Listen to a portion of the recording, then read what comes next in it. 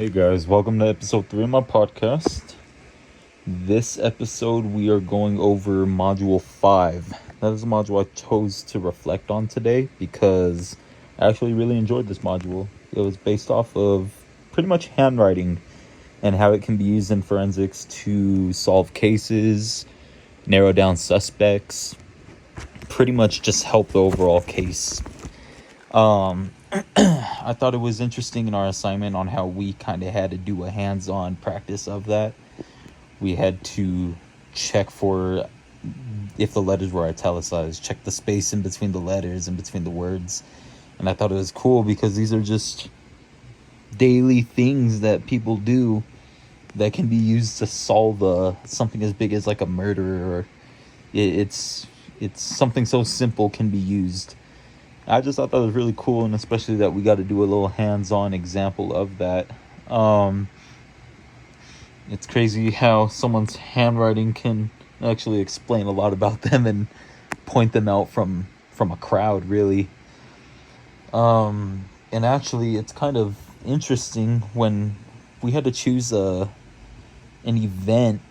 It was actually kind of easy to choose a famous crime because a lot of crimes were solved with handwriting analysis. I was going to do the same example I did on episode 2 about the Zodiac killer, because actually a big part of solving who they think is the Zodiac killer is based off of handwriting analysis, off of his codes that he would send for people to decipher. They ended up tracking down a lot of that information due to handwriting. So, I mean, as I said in the last one, they never caught who did it because the murderer actually passed away before they convicted him, but they had a good idea, and that was because of handwriting analysis. But instead of using that same comparison, I actually found another one that's actually not too far away from present time. It was back in 1932, and it was actually in the States. And I mean, long story short, it was pretty much a kidnapping, and it was a baby who was stolen from their house as it was sleeping, and well, the baby was found around, I think it was like 2-3 months later. But the intruder, the person who stole the baby, actually left a ransom note in the baby's bedroom demanding orders of like money and like, this is what's gonna happen. And well, so they took that note, and obviously with the help of other information and other detectives, but handwriting analysis kind of broke it down, and it served as the key piece of evidence for that case. So essentially, the way the system went for them is that I guess they have to match it, and if it matches 8, or I guess if 8 handwriting analysis experts agree on it, that's a pretty compelling argument towards why that individual was a suspect. And well, in this case, all 8 agreed that it was him, and eventually, I believe it was like 4 years. Was it 4? I believe it was 4 years after the kidnapping. They convicted the individual of capital murder, and so I just thought that was really cool. Like, there was no camera evidence. There was nothing caught on camera. No individual saw the suspect. No, like, it was purely, the main piece was because of the handwriting, because they left a note. And that led to, well, solving a murder. Sorry, not solving well, I guess, yes, a murder and a kidnapping at the same time. But the fact that was back in 1932, that's just interesting because, I mean, that's not that far, like, that's within the last century, so they still use that technique even to this day. And actually, that's where I want to transition more into the current events, because I mean, if you think about it now, how many people are really writing? How many people write documents now? Now everything's transitioning to the digital age, where a lot of it's social media, technology. There's not much handwritten statements anymore.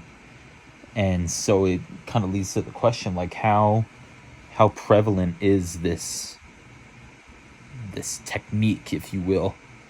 And well, after, like, just doing some research, it seems that it still is pretty relevant, and it's all due just to adaptation, where maybe before handwriting analysis was its own field in forensics, it can't really afford to be its own field now.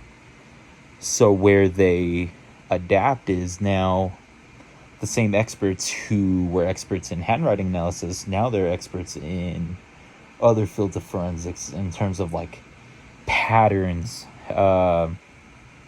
being able to analyze patterns in one's behavior, just different parts of forensics. And it's just, I mean, yeah, with the shift of technology now and everything there, you kind of do have to adapt. You can't stick to the old ways forever. And there's on a page I had did my research on, it showed that the median age for handwriting examiners is around 60. So that's not a very, like, that means the people who were doing it before are the same people probably doing it now. There's not much expansion in that field. And so, well, they have to find a way to stay relevant. And like I said, that meant combining techniques, learning new techniques, combining fields of different forensics to stay relevant. As well as, I mean, those handwriting analysis experts, they're good because they were good at, well, analyzing. So they use their techniques in different fields, such as, like, fingerprint examination. Fingerprints is still really relevant. You get fingerprints off of everything. So though they use their same techniques when analyzing handprints, and they use it in fingerprint examinations. They do a lot of cross training to stay relevant in this field. And I just thought that was interesting because, yeah, I mean, it's like, how many people still write letters? Like, it's not very common to write letters anymore now. It's email, it's social media, Instagram, Facebook, it's Twitter, right? It's so how does such an effective field stay effective? And so it's just interesting to see that change that they were making to keep these experts who have skills and kind of translate them into other fields. And I mean, just the whole aspect of itself, just kind of like pattern reading and just being really attentive to detail. It is pretty informing. That's why I chose this module to review, because I know it's the most recent module. It's module 5, but it was very interesting. It was a very interesting module. Doing the assignment was really cool, actually. It was a really good assignment, and I think out of all the modules we've had, that's probably the best one, because it really gave a hands-on, eye-opening experience to the real world. There's a lot of background to it. There's a lot of, well, the report card speaks for itself. There's been numerous cases solved by it. I was trying to look for an exact statistic, but I wasn't able to find one. It just kept popping up case after case on how handwriting analysis played a key part.